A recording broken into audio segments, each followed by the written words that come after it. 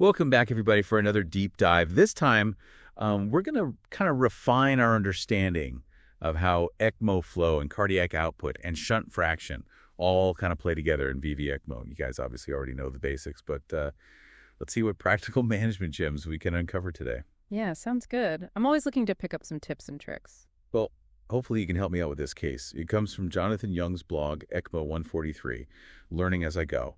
He's got this patient who is completely reliant on VV ECMO. Their lungs are just totally out of commission. Oh, wow. Yeah. And he starts ECMO with settings of 4.1 LPM flow, 6 LPM sweep, 100% IO2. SpO2 is hanging in there in the low 90s, and blood gases are decent.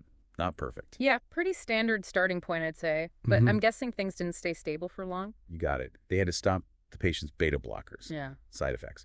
And that's when the trouble really started. The patient's CO2 started climbing, and they needed more and more sweep gas to stay balanced. Yeah, makes sense. Eventually, they were up to 8.5 LPM sweep just to keep a decent PCO2. But the SpO2 dipped down to the mid-80s, and they were having these really slow desaturations. Okay, yeah, I can see how that would be a problem. Exactly. So during rounds, they decided to try something a little different. They decided to gradually increase the ECMO flow up to 6 LPM. Interesting. That's a pretty big jump. What was the effect? Well, the patient's SpO2 improved, and the desaturations resolved much more quickly. But here's the real kicker. Their sweep gas requirement absolutely plummeted.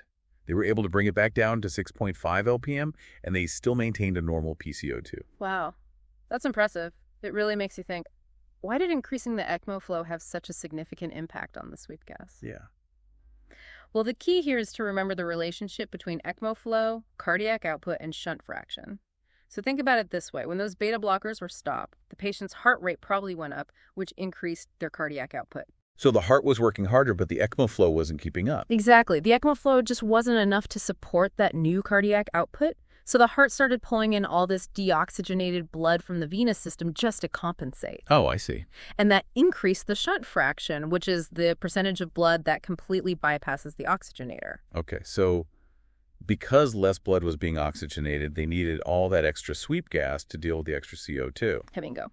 By increasing the ECMO flow, they sent a lot more blood through the oxygenator, which improved the oxygenation and reduced the dependence on the high sweep gas. That makes a lot of sense. Wow, that's really eye-opening.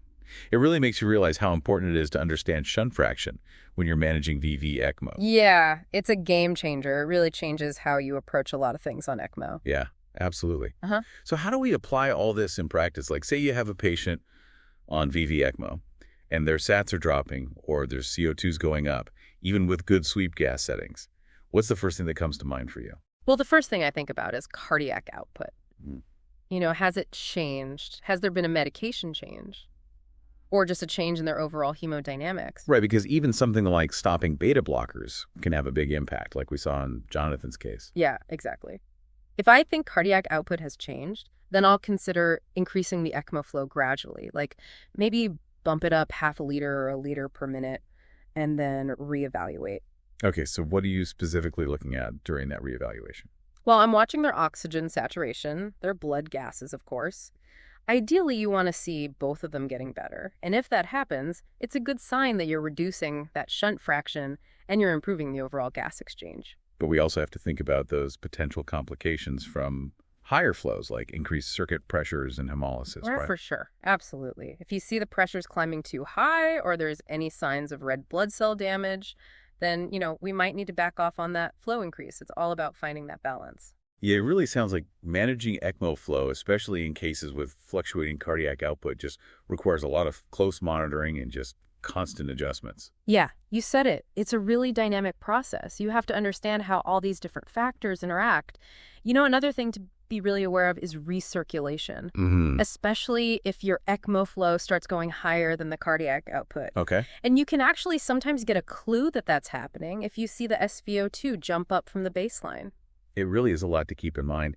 And it makes me think about those situations where a patient's cardiac output is changing all the time, maybe because of medication adjustments or an underlying heart condition. Yeah.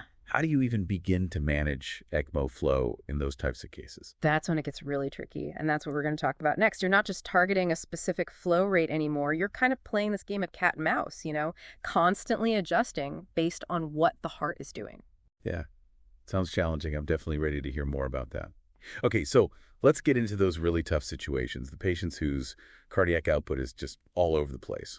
How do we approach ECMO flow adjustments when we just can't rely on a stable cardiac output? Yeah, you're right. It really does become less about finding that magic number for the flow and more about being responsive, ready to make changes. And monitoring, you really have to be on top of your monitoring game in those cases. Routine blood gases are important, but we might even need to think about continuous SVO2 monitoring. Oh, wow. Or even some of those more advanced hemodynamic assessments if they're available. Okay. So walk me through it. What's the thought process behind those ECMO flow adjustments when you're dealing with all that fluctuation in cardiac output? Well, think of it like a dance. You're always trying to stay in sync with what the heart is doing. So if that cardiac output goes up, you might have to adjust the ECMO flow up proportionally. And if it drops, you might need to back off a little on the ECMO flow. You're always just aiming to keep that shunt fraction as low as possible without pushing that ECMO circuit too hard. So it's like this constant game of tweaking the flow up and down, reacting to every little change the heart makes. Pretty much. You're trying to find that sweet spot. You want to make sure you have enough oxygenation, you're removing enough CO2, but you're not putting too much stress on that circuit. Yeah. And those adjustments you make might be a little smaller and more frequent than they would be with a patient who's more stable. So it sounds like this requires a ton of focus from the ECMO specialist. It really does. You're constantly watching, evaluating, and making adjustments. You have to be super in tune with what's happening with the patient, how the circuit's responding. Well, this has been incredibly insightful. Any last words of wisdom for our listeners before we wrap things up? Just remember that ECMO, it's dynamic. It's about understanding how all these different pieces fit together and being ready to adapt to each patient's individual situation. Don't be afraid to ask questions. Look closely at the data and always try to understand the why behind every single adjustment you make. That's great advice and a great note to end on. Thanks for joining me for another deep dive. We hope this was helpful for everybody. Until next time, keep learning and keep those ECMO circuits humming.